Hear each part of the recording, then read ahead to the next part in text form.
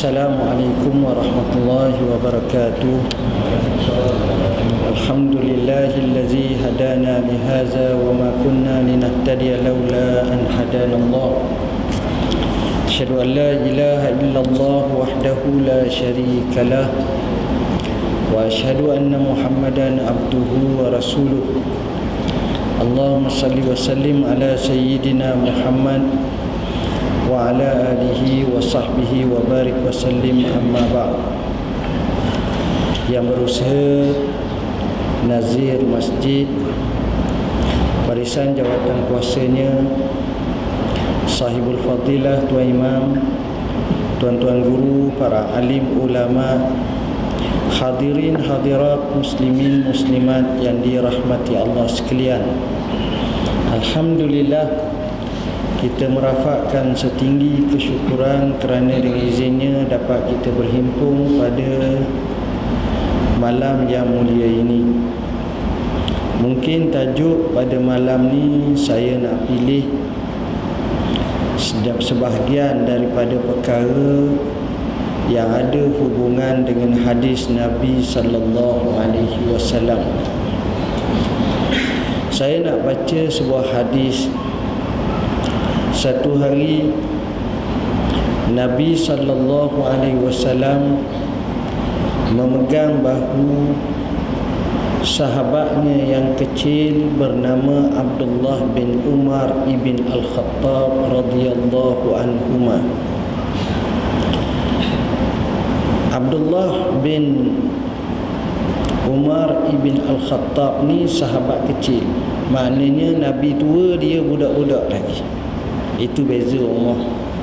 Bayangkan Sayyidina Umar dengan Rasulullah SAW tu pun beza umur 13 tahun. Muda Sayyidina Umar. Jadi bila Rasulullah SAW tengok Abdullah bin Umar, dia pegang bahu. Pegang bahu ni, ini satu isyarat betapa orang Islam, khususnya tok guru, cikgu, bila dia pegang bahu anak murid dia, artinya hubungan tu cukup hebat. Maknanya di sana ada dipanggil sebagai high touch, sentuhan. Dan bila ada perkara macam ini, sudah tentu akan memberi satu ingatan mendalam murid terhadap guru. Dan bila boleh pegang bahu ni, maknanya satu nasihat face to face, dekat benar. Dan daripada nasihat inilah akan membekas dalam jiwa seseorang kanak-kanak atau murid dengan apa yang akan disebut, diutarakan oleh guru tersebut. Hadirin hadirat muslimin muslimat yang dirahmati Allah, bila dah pegang macam ini, maka guru ini, yakni Rasulullah sallallahu alaihi wasallam, beri nasihat. Nasihat biasanya kalau kita nak memberi kesan yang cukup besar, nasihat tersebut tak perlu panjang. Sebab orang kalau pergi nasihat panjang jadi tak tahu. Contohnya, kalau isteri kita dia tanya satu soalan kat kita. Dia kata, "Bang, boleh saya tanya abang satu soalan?" 30 pun boleh kita jawab. Bukan 1, 30 pun boleh. Tak, nak tanya satu soalan. Apa dia? Boleh tak abang terangkan kepada kami, kepada saya, isi kandungan khutbah Jumaat tadi? Allah. Kalau boleh semua tanya. Kita tak boleh jawab, tuan-tuan. Sedangkan tiap minggu kita dengar. Sebab kita dengar tu hujung, kita dengar tu awal. Sebab kita dengar tu, kita tahu mukaddimahnya. Lepas tu kita berada di satu alam yang lain. alam khusyuk, tak sedap tu satu. Tengok tuan-tuan, apa makna? Maknanya kerana panjang sangat. Mungkin saya bukan kritik mana-mana khutbah, tak ada campur dengan kita ni. Adalah sebab-sebab yang banyak, cumanya kita tak ada nak fokus. Lama dah kita duduk dengar, tak tahu sangat.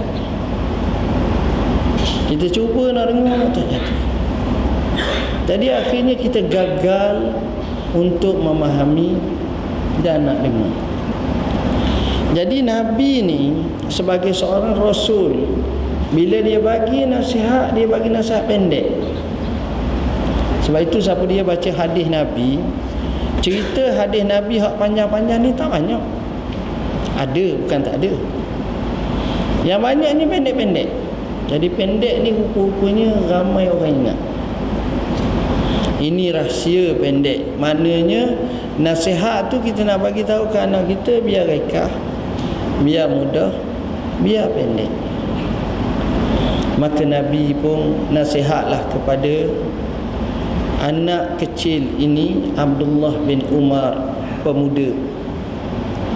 Kata baginda sallallahu alaihi wasallam, kun fid dunya ka'annaka gharib aw abiru sabil. Jadilah kamu di dunia ini seperti orang asing atau orang yang dalam musafir. Kenapa Nabi SAW sebut macam tu? Pendek tu je. Jadilah kamu seperti orang asing atau orang musafir. Soalan pertama, kenapa Nabi sebut kat kita menjadi orang asing?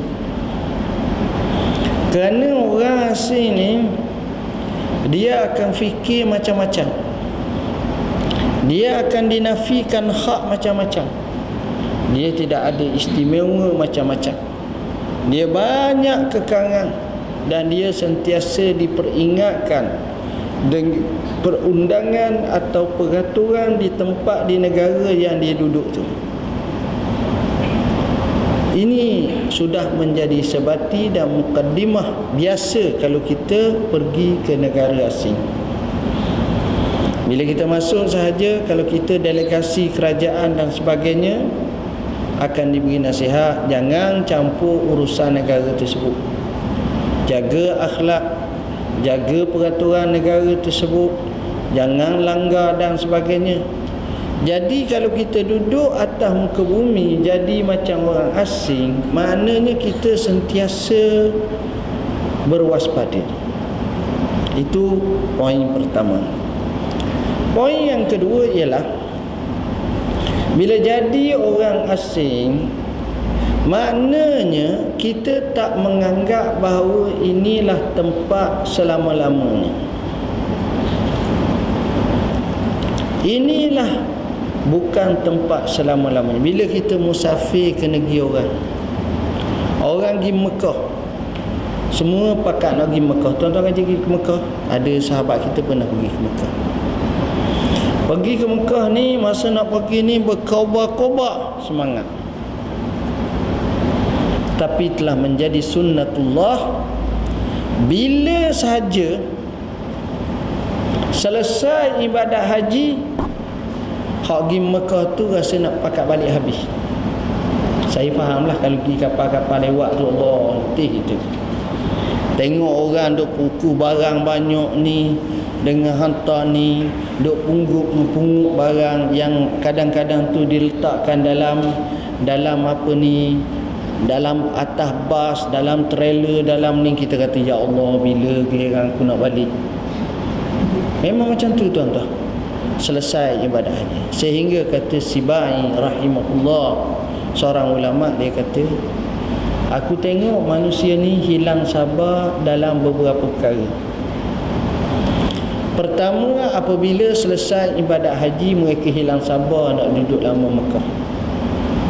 Bagi mereka nak balik cepat. Cubalah tuan-tuan. Sebab itu kalau bolehlah kita nak pergi Mekah, biar pergi awal Mekah. Sebab bila kapal akhir ni tengok orang duk nak balik ke, termenung kita. Lambat lagi saya ni, dan 35 hari lagi. La ilaha illallah. Masa pergi kat tabung hati, ada tak boleh balik awal? Boleh balik awal tapi seorang je. Dan saya, isteri ada ni, tak boleh je. Termenung pula kita. Sampai tahap tu. Ini dia. Yang kedua, manusia tak boleh sabar apabila selesai solat Jumaat. Kalau selesai solat Jumaat, tuan-tuan tak payah tengok apa, tengok jam je. Tok Imam kata Assalamualaikum warahmatullahi. Selepas 2 salam, tuan-tuan beri salam, tuan-tuan tengok jam. Tak sampai jarum saat ni cukup semini, kadang-kadang 30-40 saat je, kadang-kadang kurang lagi, bunyi dah putus, balik dah. Macam mana dia menopak atas mutus lalu, tak tahu. Cepat. Dan bila sejam kemudian daripada solat Jumaat tu, masjid kosong dah. Ustaz sejam tu lama sangat. 30 minit pun tak ada dah. Cepat. Dan kalau ada umpamanya orang pakat tunggu semua ni, di situ ada beberapa sebab. Mungkin kerana hujan yang lebat sangat, tak sangka Allah terperangkap. Ni panggil terperangkap. Itu nengung dia. Allah mana pula tadi tak hujan, ni hujan pula. Dia pun jadi. Atau mungkinlah ada bala besar ke bahaya besar menyebabkan dia takut. Itu soal lain. Jadi manusia ni tuan-tuan, kalau dia jadi orang asing, dia ingat. Ingat apa mana? Dia ingat ini bukan tempat dia. Kita jarang nak bina rumah di tempat yang mana kita bukan rakyatnya. Kita tak pergi, saya ni kaya lah, saya ni ada duit banyak lah, saya nak bina rumah di mana? Di negeri yang bukan saya mendapat kerakyatan negara tu. Nak bina rumah di Burkina Faso. Tahu kat mana Burkina Faso? Atau di Guatemala. Guatemala tu. Kat mana Guatemala? Jadi kita tak fikirlah nak bina macam tu. Kita punya perancangan, tak kala kita sampai situ nak balik. Sementara lagi kalau tempat tersebut tidak rasa seronok. Dalam keadaan tempat tersebut kita punya tekanan banyak. Makanan payah, minuman payah, harga barang mahal, kemampuan kita kurang, kita tak seronok. Kepala kita sentiasa fikir macam mana nak balik cepat, macam mana nak pulang cepat. Jadi dunia ni ibarat macam tu. Seperti orang asing. Bila orang asing, maknanya dunia ni tempat singgahnya, dan dia bukan tempat kekal selama-lamanya. Ada seorang ulama zaman dulu. Ulama ini dia memburu binatang. Rupa-rupanya dia tersilap memburu. Dia memburu kawasan diraja. Sistem khalifah lah zaman dulu. Menyebabkan dia ditangkap oleh pegawai. Bila pegawai tangkap dia, bawa dia bertemu dengan raja. Oleh kerana dia ni orang asing, masuk istana yang cukup besar zaman dulu, maka raja ni cukup marah dia. Sebelum raja ni marah, dia tanya satu soalan. Dia kata, istana yang besar ni bukan cerita Melayu, cerita Arab ni tuan-tuan, cerita Arab. Istana yang besar ni siapa punya? Maka jawab raja tu, khalifah tersebut, saya punya. Bila jawab saya punya, dia sendiri bangkang. Bukan tu. Hang tanya, hang yang bangkang, aku jawab, hang bangkang pula. Ya. Kenapa macam ni? Dia kata, ya Amirul Mukminin, cuba Amirul Mukminin fikir, sebelum Amirul Mukminin duduk sini, siapa yang duduk sini? Dia kata, bapa saya. Sebelum bapa, atuk. Sebelum atuk, bapa atuk. Sebelum bapa atuk, atuk-atuk. Maknanya dia sebut. Lalu orang ni pun bagi tahu, kalau mereka duduk di sini sebelum, ke mana mereka pergi? Bermakna mereka datang ke sini sebagai satu singgahan sahaja. Kalau kita tengok, cuba kita nostalgiakan zaman kita kecil. Kita adalah 5-6 beradik, 7-8 beradik. Kita duduklah di kampung Kota Tinggi, di kampung Nung Jauh, Segamat. Kita duduk kampung. Kita ingat abah kita, kita ingat mak kita. Kita ingat adik-beradik duk makan ubi kayu, duk makan ubi apa-apa jenis lah, keledek dan sebagainya duk. Dan kita ingat hidup makan berdulang, bertalang, macam-macam. Dalam keadaan kita ingat-ingat tu, okey, kita pun besar belajar tinggi-tinggi, duduklah di bandar, di Johor Bahru. Kita duduk, umur kita dah 40 tahun, 50 tahun, 60 tahun.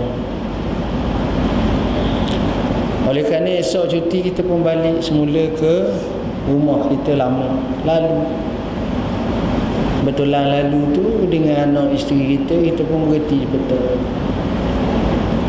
Kita naik rumah tu, kita duduk dalam rumah tu, kita tengok tangga tu, kalau ada lagi lah.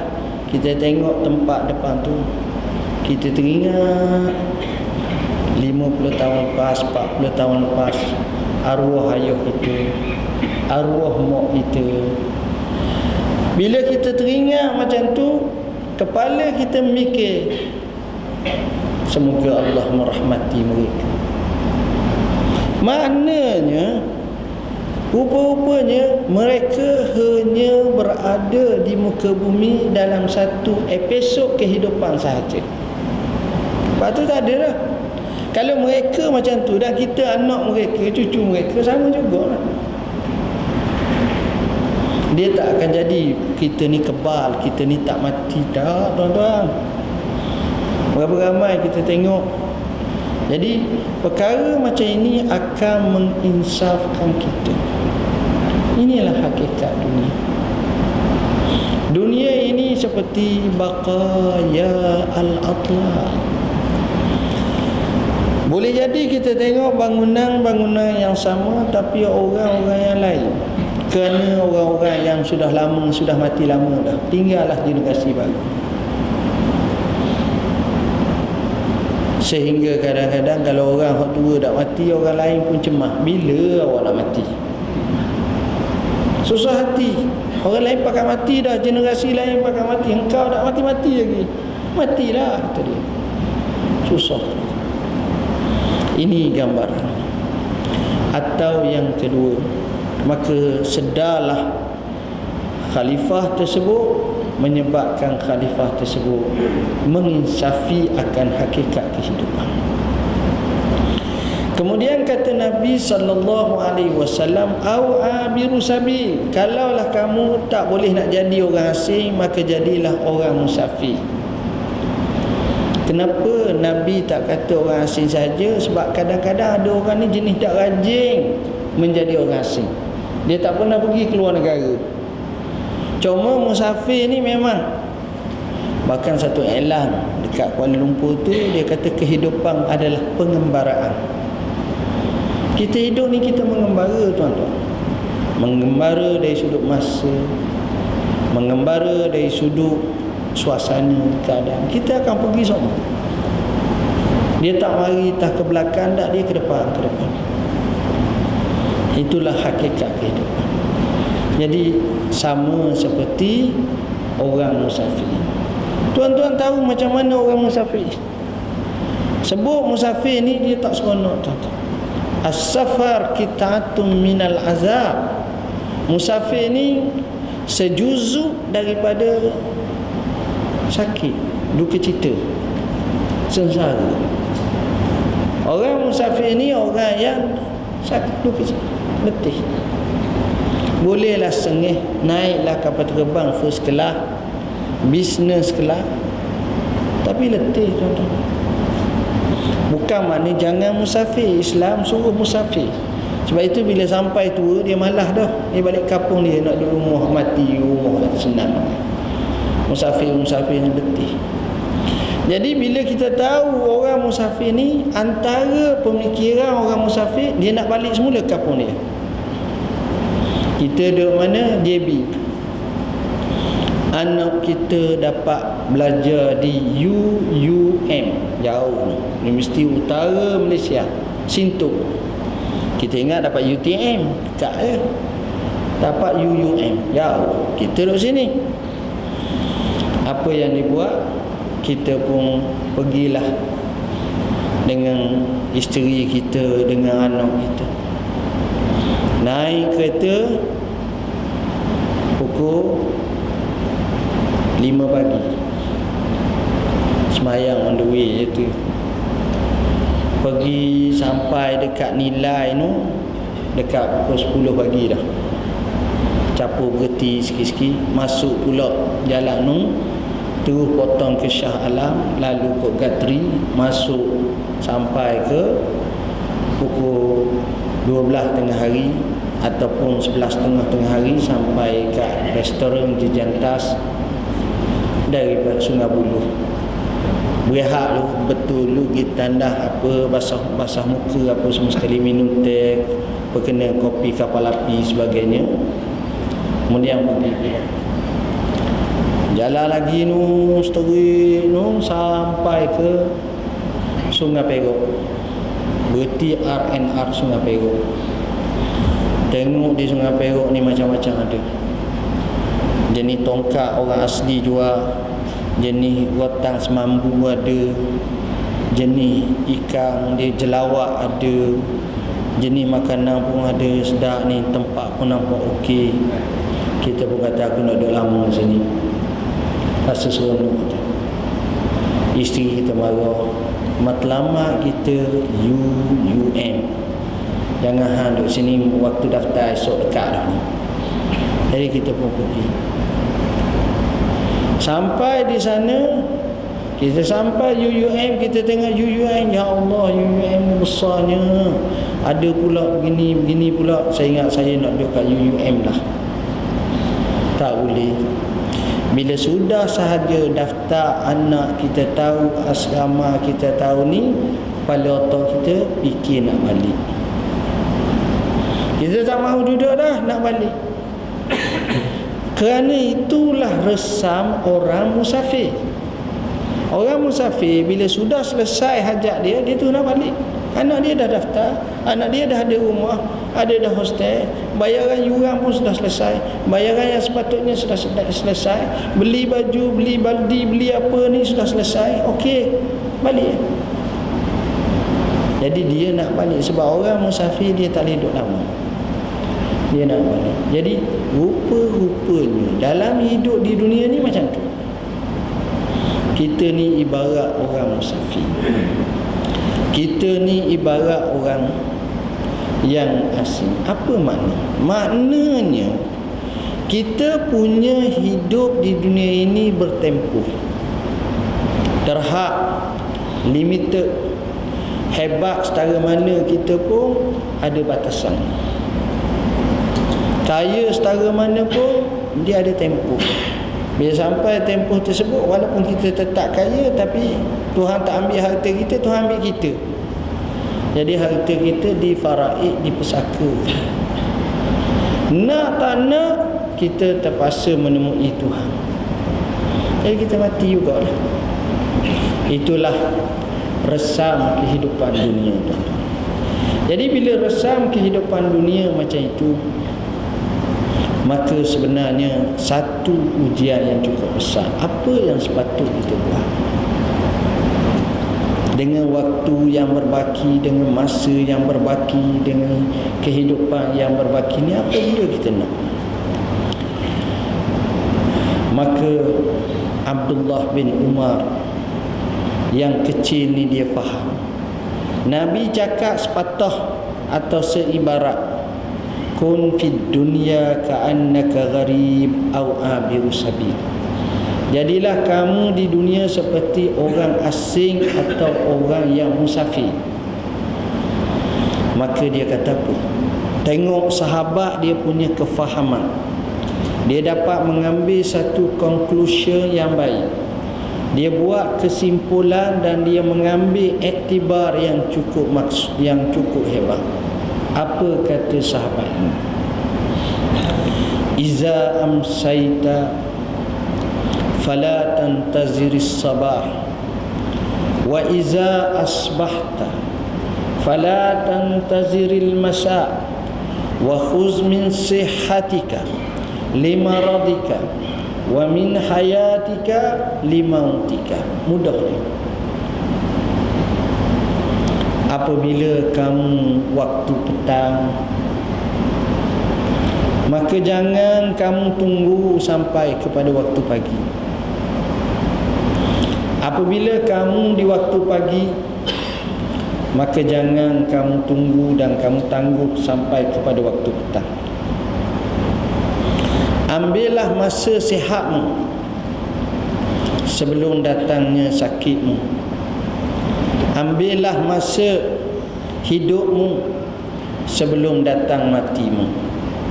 Tengok tuan-tuan, dia suruh kita fikir, waktu petang jangan tunggu pagi, jangan bertangguh. Mungkin bertangguh dalam bab dunia pun tak baik, maka utamanya bertangguh dalam bab akhirat. Dalam bab dunia pun kita rasa tak baik, sepatut kerja selesai hari ni, selesai tangguh esok. Sepatut pagi ni tangguh petang, sepatut petang tangguh pagi, esok pula. Jadi sifat kebertangguhan ni tak baik. Jadi akhirnya kita jadi pening, jadi susah, yang ni tak selesai, yang tu tak selesai. Mungkin mutu perkhidmatan kita, kerja kita merudum jatuh sebab bertangguh. Tapinya tuan-tuan dan puan-puan yang dirahmati Allah sekalian, kalau bertangguh akhirat macam mana? Kalau kita bertangguh di akhirat, maka kalau kita bertangguh akhirat, jawabnya lagilah parah.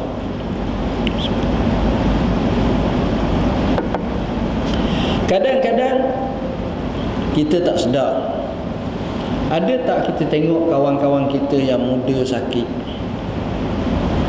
yang sakitnya cukup parah, makin lama makin berat, makin lama makin berat, lama dah dia tak boleh ibadat, tak boleh semayang, tak boleh ni, tak boleh ni. Kesian kat dia.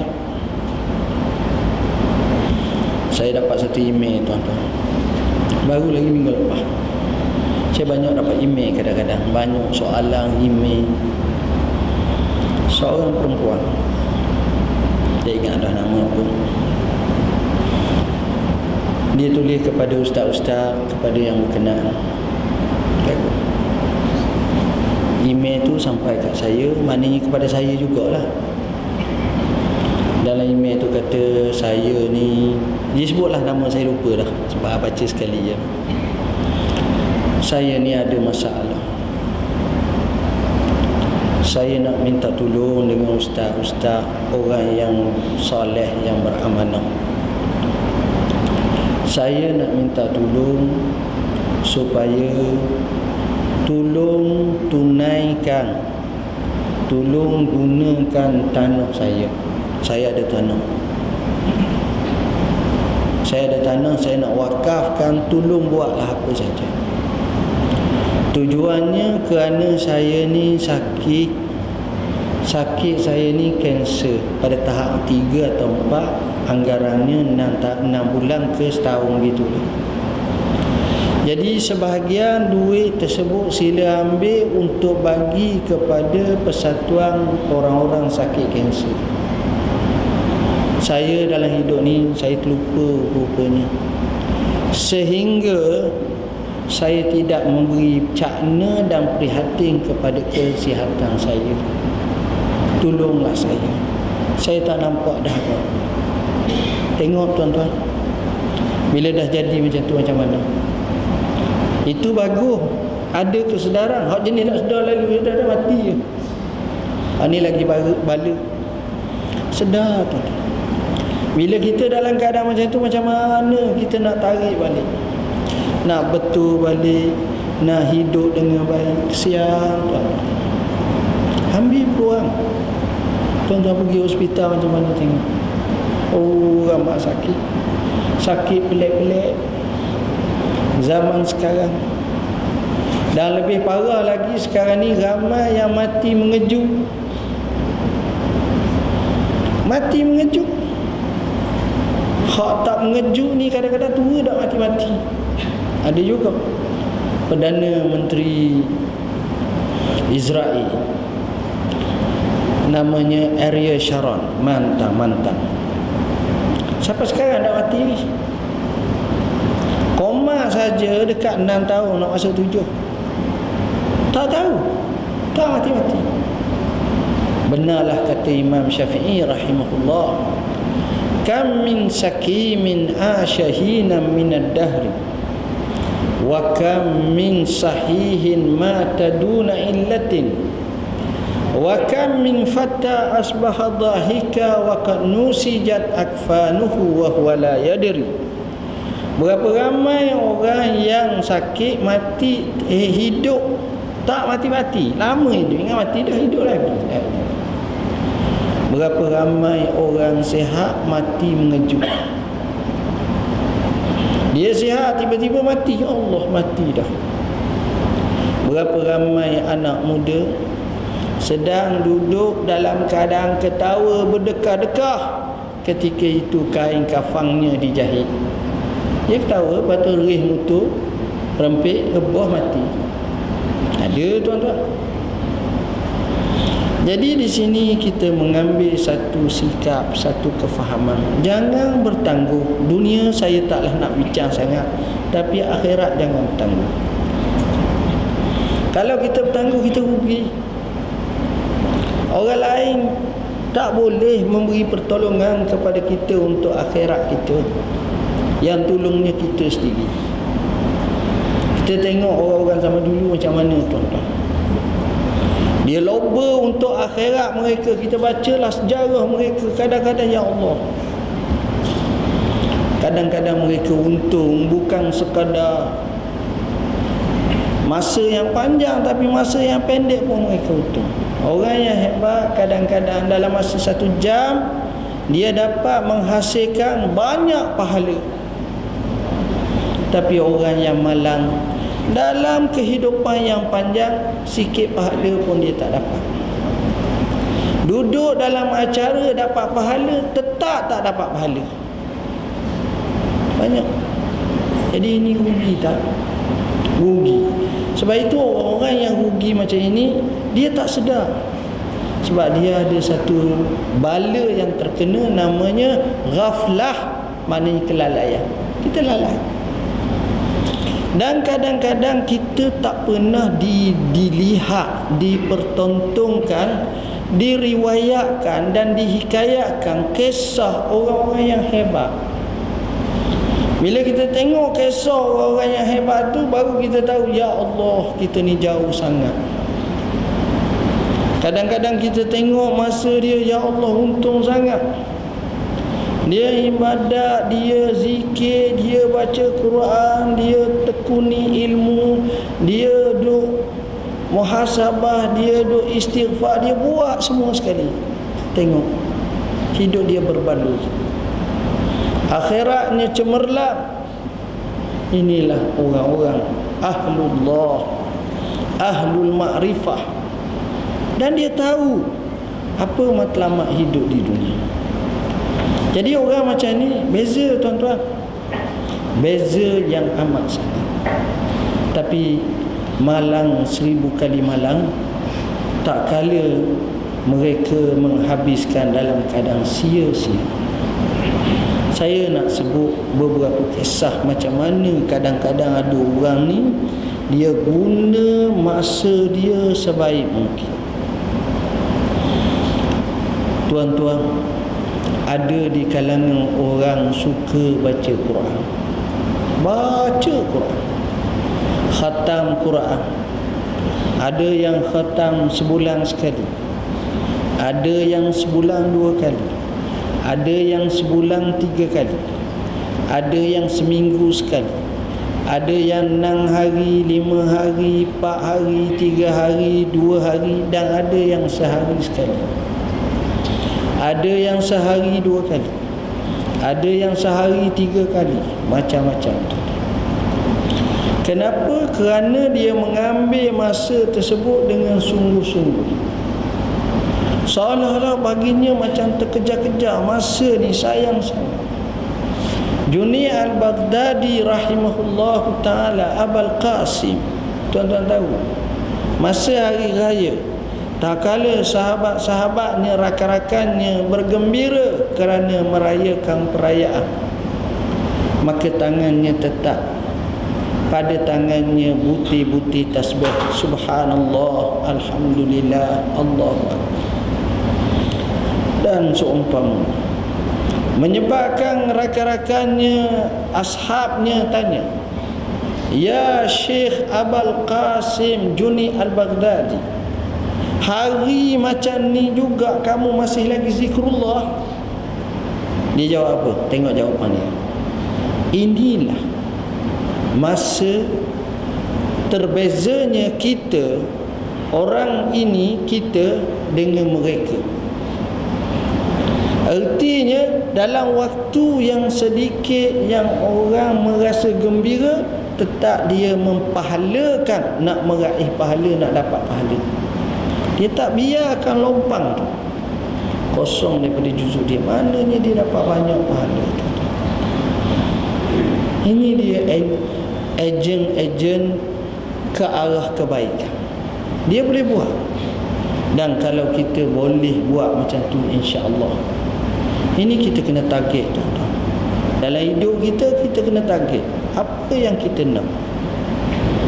Kita, isteri kita, anak-anak kita, cucu kita, keluarga kita, masyarakat kita, negara kita, semua, kalau boleh ada saham untuk akhirat kita.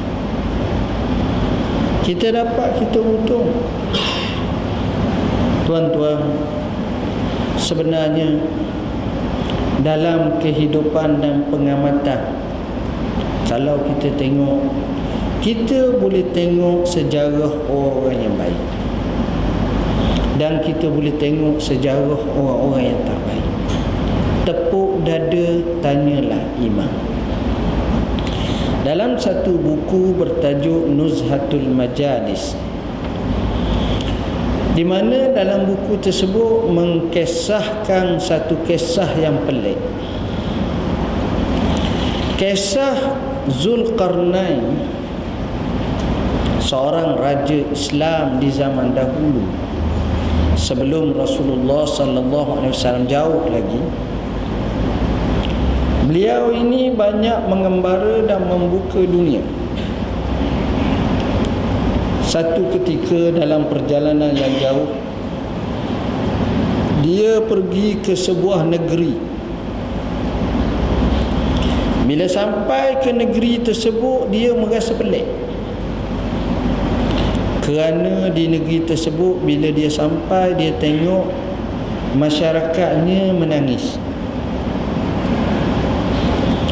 Dan banyak pergi ke masjid, zikir, balik daripada masjid, pergi masjid, pergi ibadat, zikir, begitulah keadaan. Tuan-tuan, kalau kita tengok seorang, kita tak pelik. Kita tengok 3 orang, kita tak pelik. Tapi kalau kita tengok ramai, kita rasa pelik. Semua jadi macam tu. Bila dah jadi macam ni,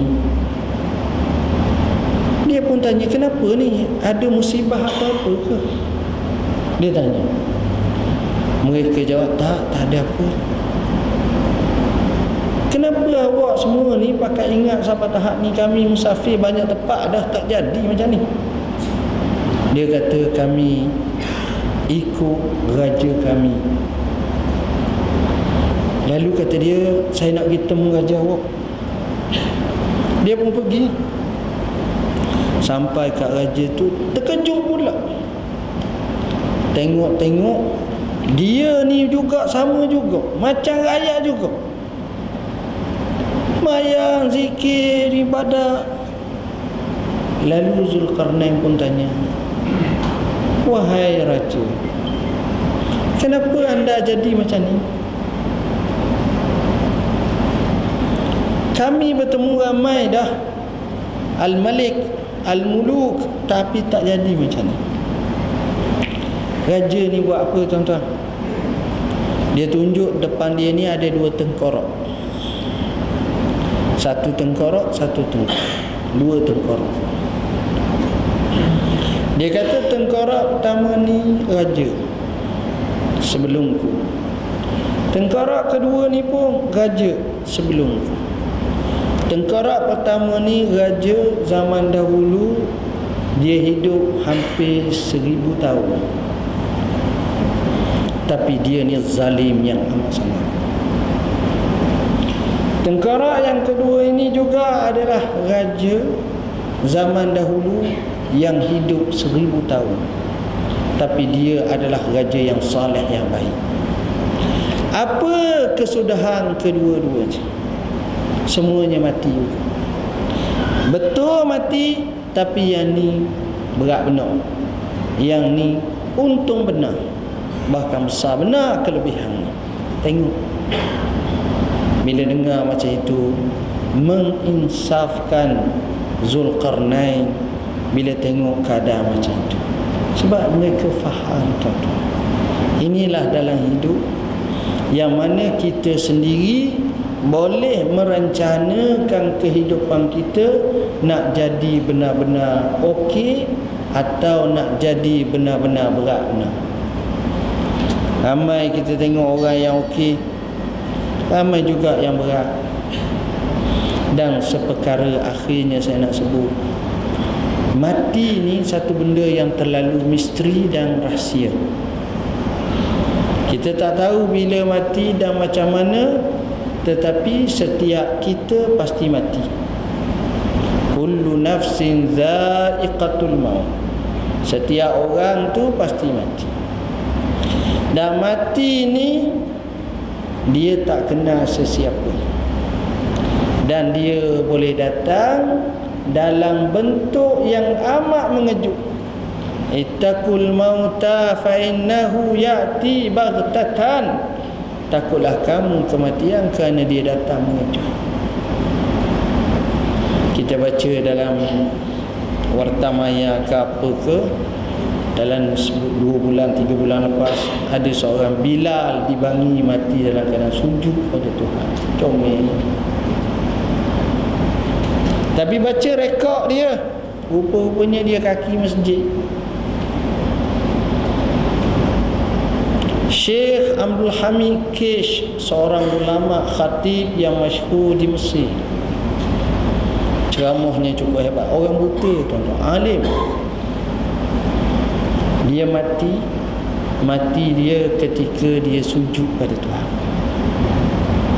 Lalu orang kaji kenapa dia mati ketika dia sujud pada Tuhan. Rupa-rupanya dia selalu berdoa kepada Tuhan, Allahumma, ya Allah, ya Tuhanku, amitni, matilah aku dalam keadaan sujud pada Tuhan. Dia doa macam tu. Berkat dia doa tu, akhirnya dia mati dalam keadaan sujud. Sebab itu kita kata mati ni terlalu pelik, rahsia. Cuma kita nak biarlah kita mati dalam keadaan husnul khatimah. Sekurang-kurangnya kita buat persediaan yang baik. Tuan-tuan dan puan-puan yang dirahmati Allah, ada seorang ulama bernama Syekh Nabil Al-Iwadi. Dia menceritakan satu kisah. Ni di negeri Arab, bukan Malaysia kita lah, di negeri Arab. Cerita baru, bukan lama sangat. Cerita dia temu bual dengan seorang pemandi mayat, pengurus mayat. Jadi kerja dia ni orang Arab, bila pengurus mayat dia tak macam orang kampung kita. Mandi atau urus mayat 4 orang, 5 orang, 8 orang setahun. Dia ni 8 orang sehari, 10 orang sehari, sebab dia macam center. Ramai. Macam tengok di Mekah bila mati tu mayat banyak. Itu Mekah baru. Kat lain pun ada juga. Jadi satu hari bila orang tanya dia, boleh cerita tak kematian yang ajaib, yang pelik masa mengurus mayat? Dia kata banyak. Saya nak sampaikan satu kisah.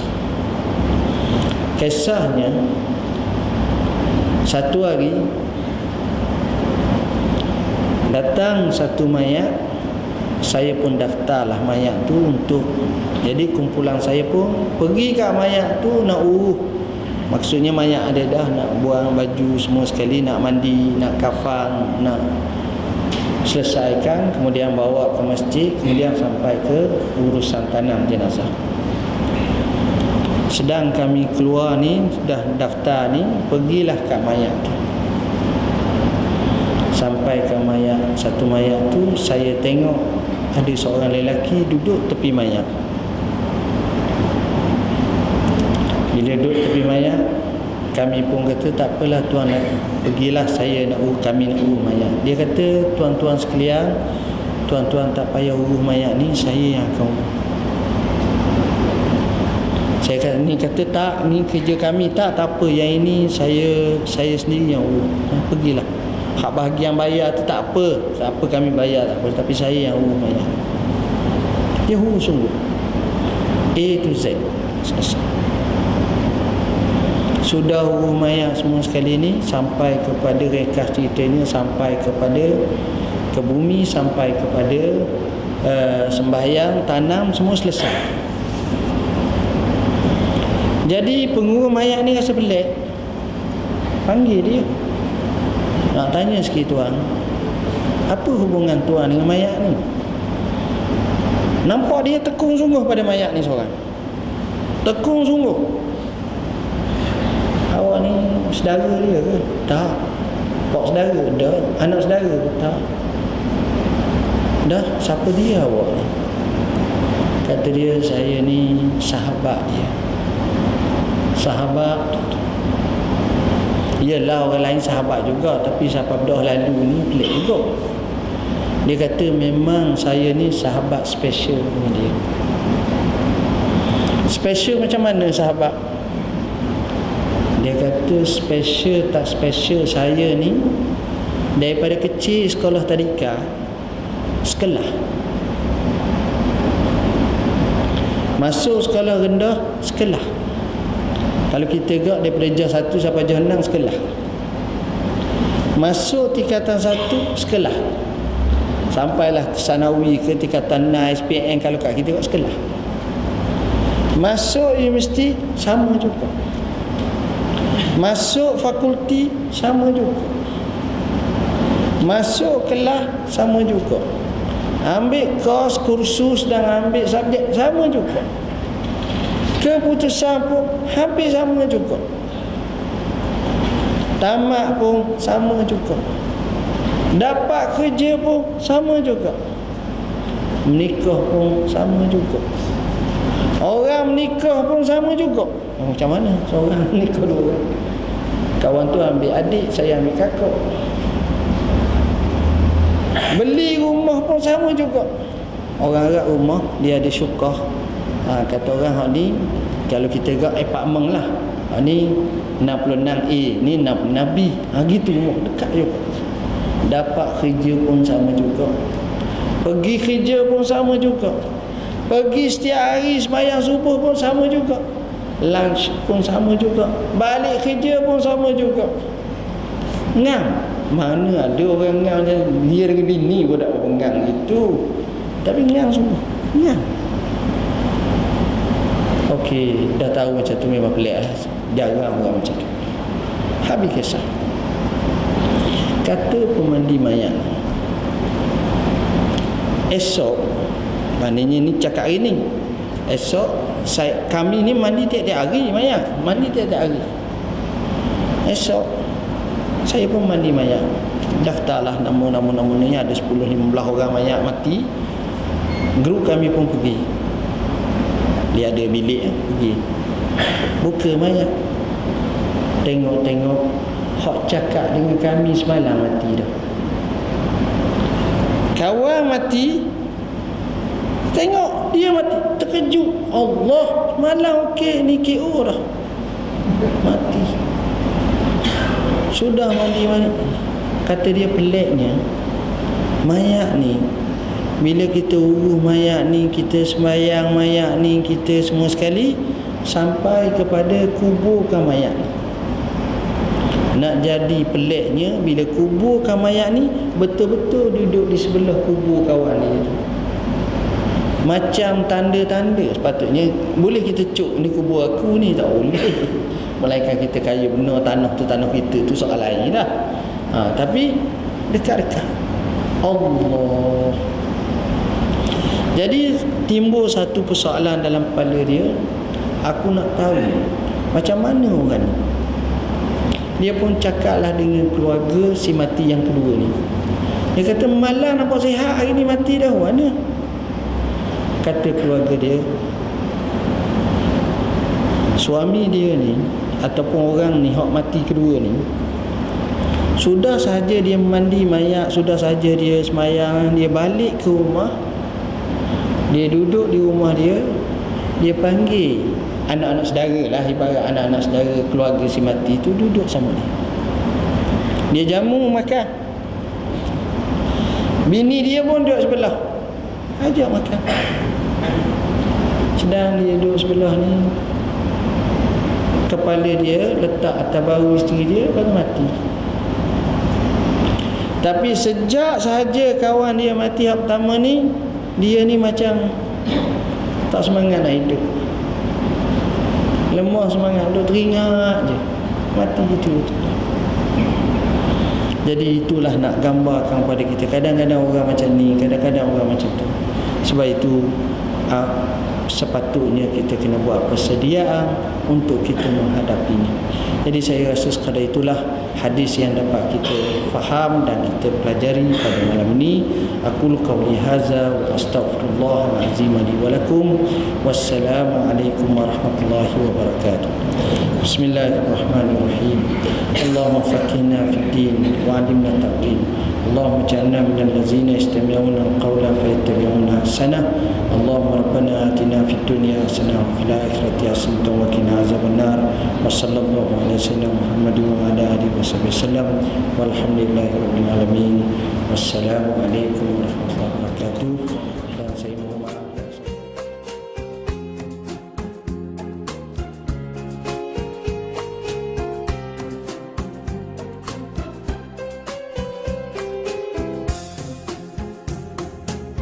لو كان بيننا الحبيب لدنا القاصي والقريب من طيبة قبل المغيب طالبا قرب الحبيب بقربه النفس تطيب وتدعو الله